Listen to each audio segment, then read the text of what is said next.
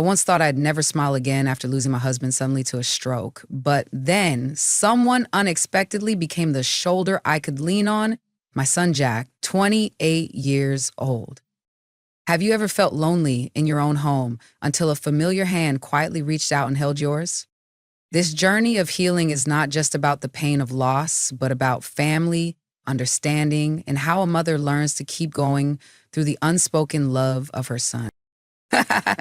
If you've ever lost someone important, this story is for you. What do you think? Is love strong enough to pull us out of the darkness? Watch and share your thoughts in the comments. Last winter, I lost David, my life partner, my confidant, the man who had stood by me through more than 30 years of life's ups and downs. The stroke came without warning. We had just finished dinner, still laughing over a photo Jack, our son, had sent of a cat wearing a Santa hat. And then, just minutes later, David collapsed and he never woke up again. I never imagined life could fall into such silence. The once cozy house suddenly felt vast and hollow. The kitchen, where David used to pour our morning coffee, became the room I avoided every day. His shirts still hung where he left them, carrying that familiar scent of fabric softener, and I couldn't bring myself to wash them, afraid I'd erase the last trace of him. Jack, who had just turned 28 at the time, was the one who pulled me out of that darkness.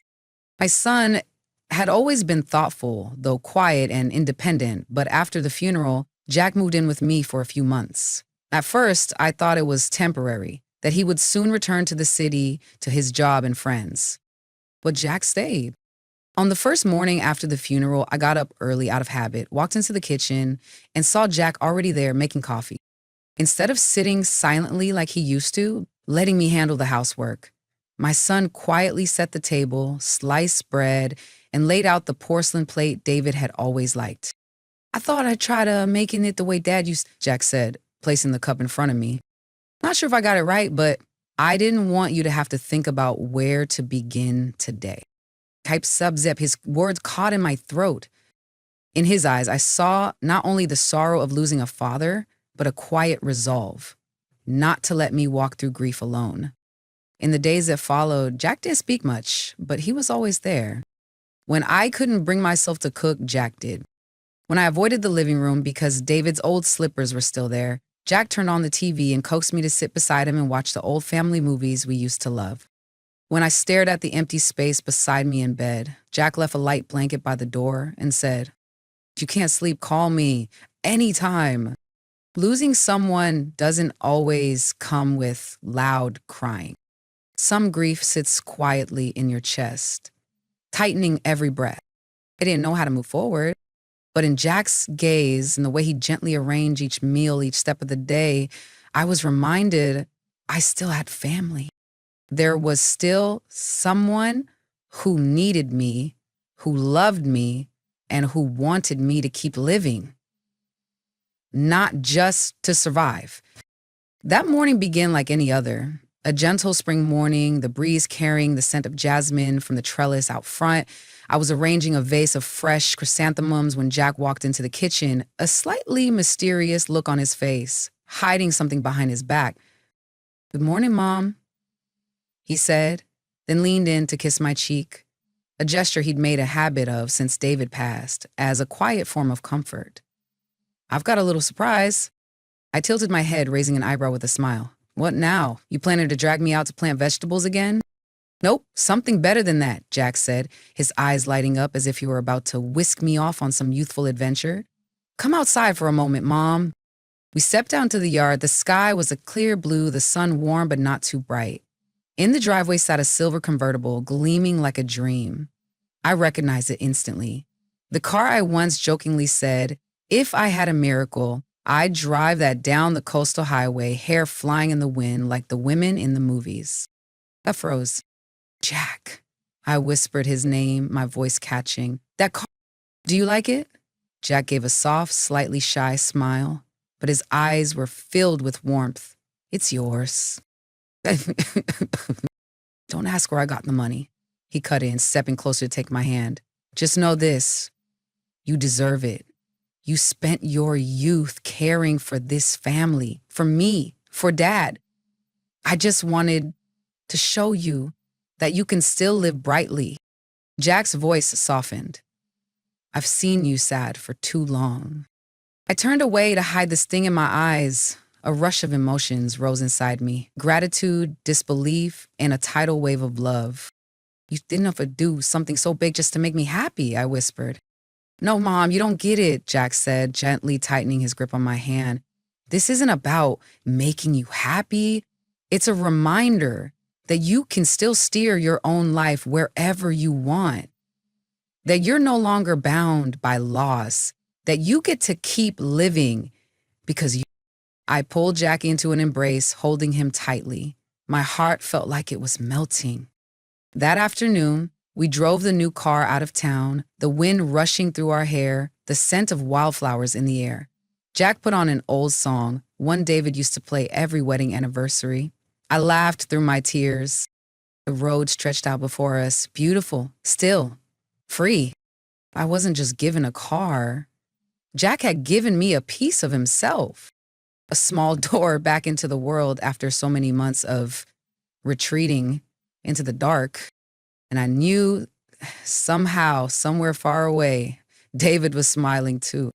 Since that afternoon, I began to feel something shifting within me. Not clearly, not loudly, but like an underground stream quietly flowing through the cracks of a soul dried up by grief. Jack never said much, but he acted in subtle, quiet ways that I couldn't help but notice. One early morning, just as I was waking up, the house already smelled of toasted bread and fragrant coffee. Jack, in a simple white t-shirt, was busy by the coffee machine. He turned and smiled. "You slept in too long. I figured you deserve a breakfast that doesn't require a frying pan." I smiled, but my throat tightened. On the table was my favorite blue porcelain cup next to a plate of peanut butter toast, just the way I liked it. "You spoiled me for years, Mom. It's time I learned to spoil you a little in return." I didn't answer. I just looked at my son. The man I once held in my arms during the nights David was on emergency shifts, now grown enough to be my steady anchor. What Jack did was never grand, but it always managed to reach the emptiest parts of my heart. When I blurted out, "I still can't bring myself to go up to the attic. Dad's things are still there," Jack simply nodded. No pressure, no further questions. The next afternoon, I saw him quietly sorting through the boxes, folding David's old jackets, gently touching his glasses as if silently speaking to his late father. He packed everything neatly into labeled boxes that read, "When Mom's ready." One rainy day, I came down to the living room and saw a vase of white lilies carefully arranged on the table. David used to buy me flowers for no reason at all. I stood frozen. Jack, reading by the window, looked up and smiled. "The rain made the house feel gloomy. I thought you'd like some flowers." I couldn't say anything, only walked over to him and held his hand. Jack's light squeeze made me want to cry. The way he poured me a cup of tea on Sunday afternoons, the way he rested his hand on my shoulder when he saw me staring too long at an old photo, or simply the way he was always there when I felt like I might fall apart. All of it said one thing: "I'm still here, Mom. You're not alone." He didn't need grand declarations. Jack's care didn't come from obligation, but from something deeper, a quiet love that made me start to believe I could open my heart to life again. And the miracle was, day by day, I truly came back to life. I can't quite remember the exact moment I started smiling again, truly smiling from the heart. Maybe it was one evening when Jack played soft jazz in the living room and pulled me up from the couch. "Mom, teaching me that waltz used to dance with Dad." I laughed. "Since when do you know how to dance?" "If I learned just so you could lead me through one song, does that count?" he replied, holding out his hand. Once my steps were awkward, my heart trembling, not because of the music, but because it had been so long since I'd touched someone in a gesture that intimate. But Jack wasn't in a rush. He moved gently, steadily, as if speaking through rhythm. "I'm here, lead on me, Mom." I don't know how much time passed, but when the music ended, I found my head resting on his shoulder, eyes stinging, not from sadness, but from something strangely unfamiliar. A feeling I thought I'd never touch again after David was gone. Face. In the months that followed, Jack became my companion in every effort to return to life. He ordered books I used to love, planned a short getaway to the beach where David had proposed. He suggested we take a weekend cooking class, not because we needed to learn, because we needed to laugh. Remember our first attempt at making souffle? The dish David used to tease me about, calling it my ultimate weakness. Jack forgot to add eggs, then accidentally poured in too much vanilla. When the oven door opened, the dessert collapsed into a mess. I was about to scold him, but he scrunched his face and joked, "Well, Mom, the souffle might have fallen, but our spirits are still rising." And I laughed. A real, full-bodied laugh, effortless and free. And in that moment, I knew I was coming back to life. I started wearing dresses again. I dared to put on a hint of soft pink lipstick when going to the supermarket. Jack didn't say much, but the pride in his eyes when I stepped out of my room said everything. One evening, I was getting ready for dinner with an old friend, someone who used to work with David. I wore a moss green silk dress David had loved, one I'd kept tucked away in the closet since he passed. Jack paused for a second, then said softly, "I've never seen you look this beautiful." I blushed, laughed, and gave a small nod, because for the first time in over a year, I saw myself in the mirror too. A woman who hadn't fallen. Love doesn't always need to be named. It can live in a hug in the kitchen, a glance through the window, or simply a perfectly timed cup of tea on a cold day. And with Jack, a son raised in the warmth of a once happy home. I'm learning to live again, not just because a widowed mother, but as a whole human being. It started raining on a Friday night. The wind howled through the window cracks, the smell of damp earth and moisture drifting into the house with each gust. I had just finished setting the dinner table when the lights flickered a few times before going out completely. The house fell into silence, leaving only the sound of steady rain and my quiet call. "Jack, hold on, Mom's looking for the flashlight," his voice rang out from the living room. A moment later, the soft beam of the flashlight swept across the kitchen. Jack stepped in, holding a candle and a box of matches. He set them down on the table and smiled. "It's been a while since we've had a power outage, hasn't it?"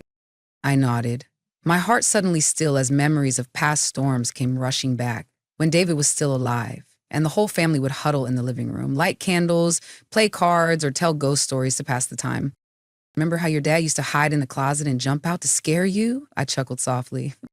Jack laughed too, his eyes glowing in the candlelight.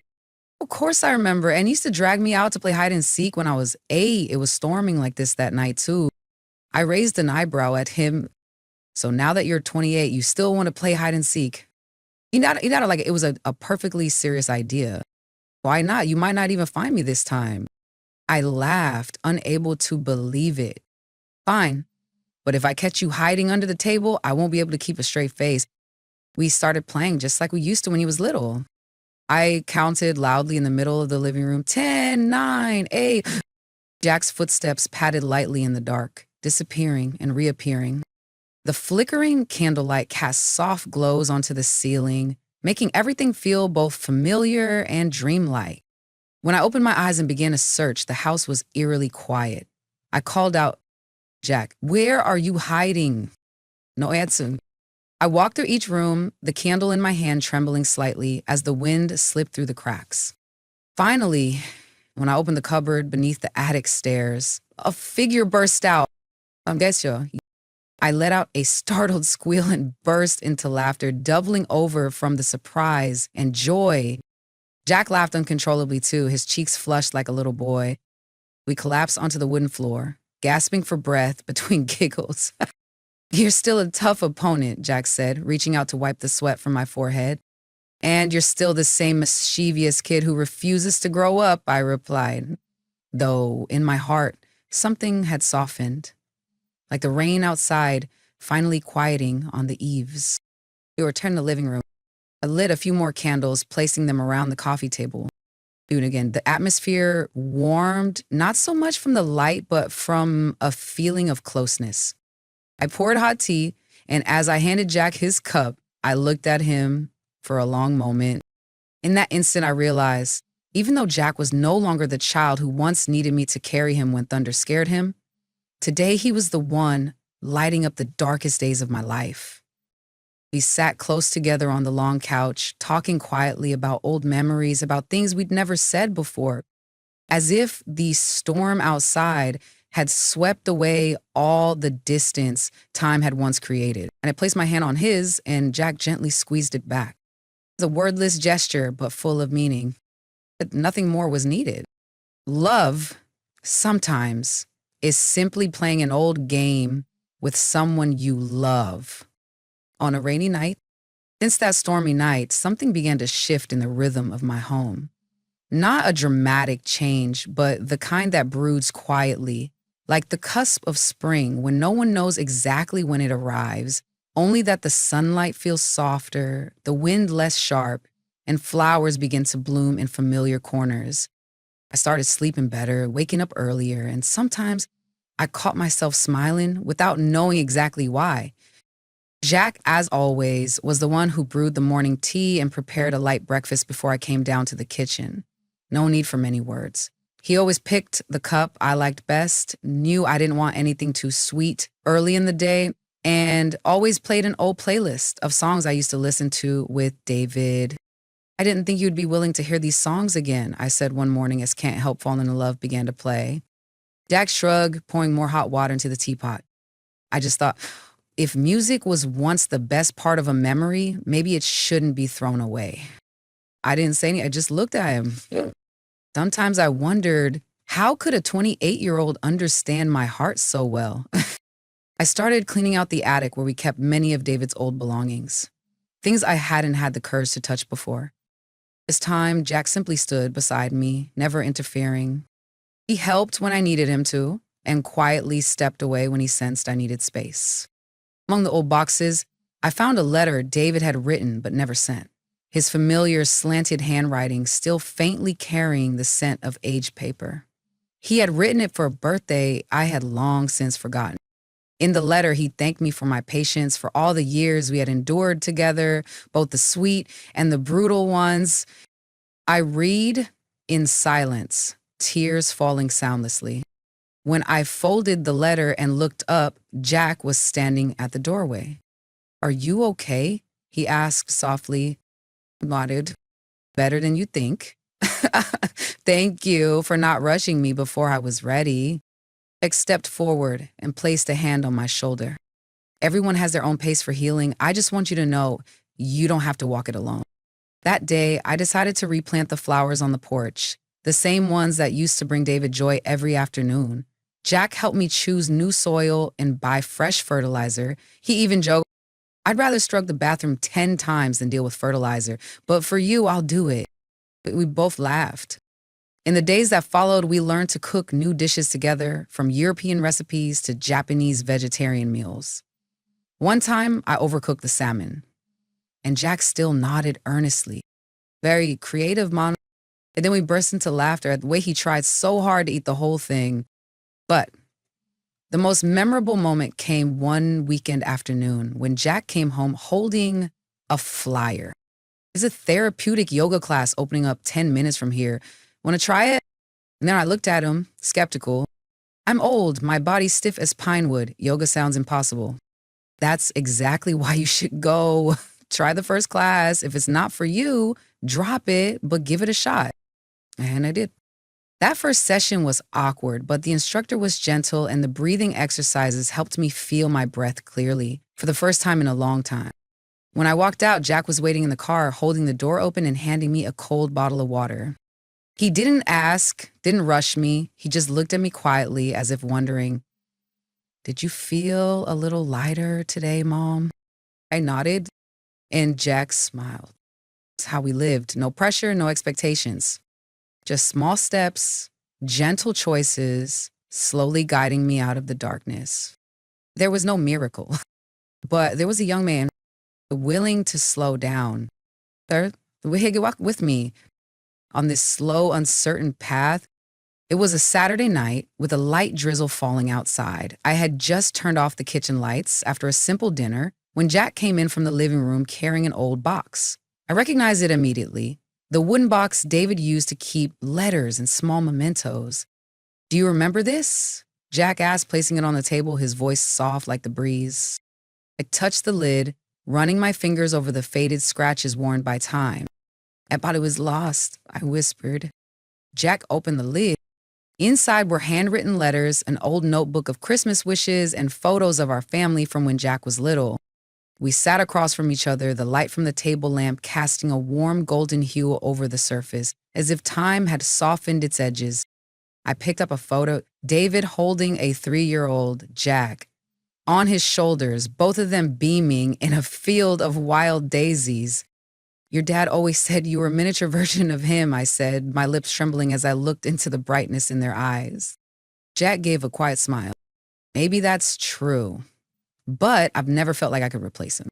No one can replace your father, Jack, I said, my gaze still fixed on the photo. But you don't have to be him. You are yourself, and that's enough. We read the letters together. One was from David to me on my 45th birthday, short, simple, but full of love. Another was to Jack on his 16th birthday, words of guidance on how being a man doesn't mean being tough, just being kind and keeping your word. I turned to Jack, tears streaming down my cheeks, but they no longer felt heavy.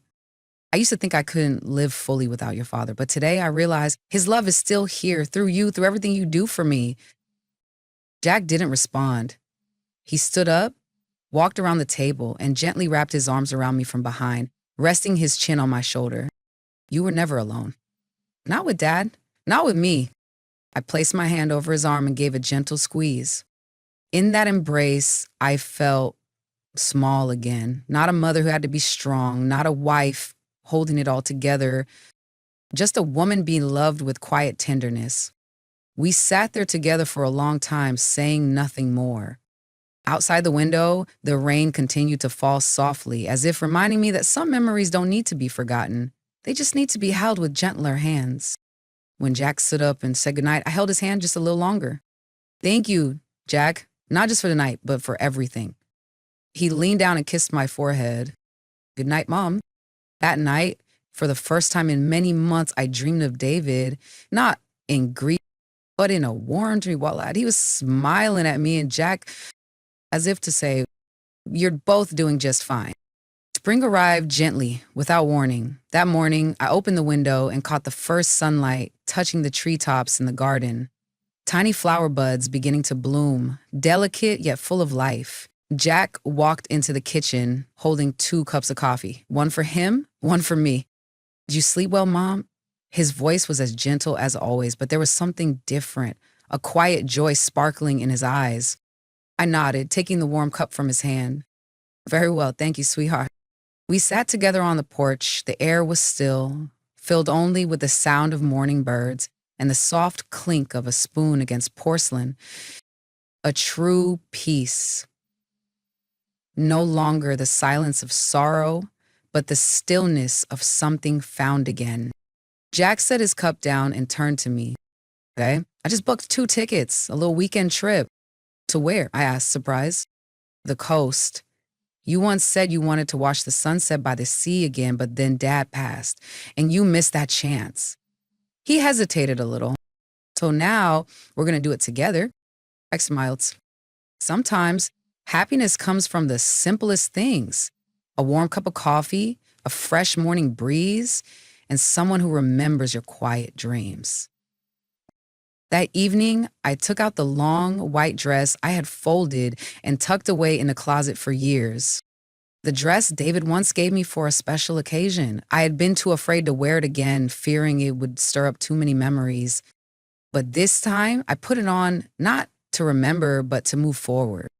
When I walked into the living room, Jack looked up. You look truly beautiful, he said, his voice honest and light as the breeze. Dad would be so proud. I looked at my grown son, not just tall, but steady, thoughtful, and full of love. And in his eyes, I saw not only a son, but a companion, a guiding light that had helped me through the dark. That trip to the beach was unforgettable.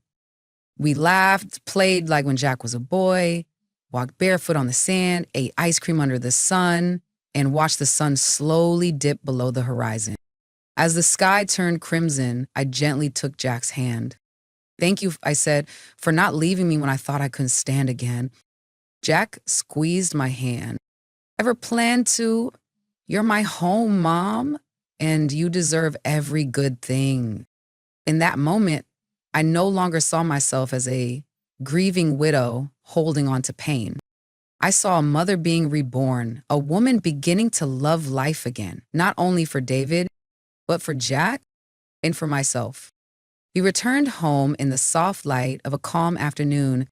As Jack carried the suitcase ahead into the house, I paused at the doorway, turning back to look at the sky tinged in pale orange.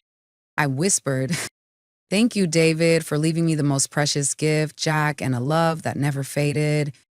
And I knew deep in my heart, a new chapter had begun, a chapter of healing, of hope, and of love no longer left unspoken. Here is the full English translation rendered with complete accuracy and emotional fidelity, nothing added or omitted. Loss can make us feel as if we'll never be able to move forward, but it is in the simplest moments, a cup of tea, a hand held, a look of empathy, that we often find something miraculous. Life is still waiting for us ahead. The story of the mother and son is not just a journey through grief, but a gentle reminder that sincere love, no matter where it comes from, holds a healing power far greater than we imagine. Love while you still can. And never forget, you deserve to keep living, not just for the past, but for the present and the future as well.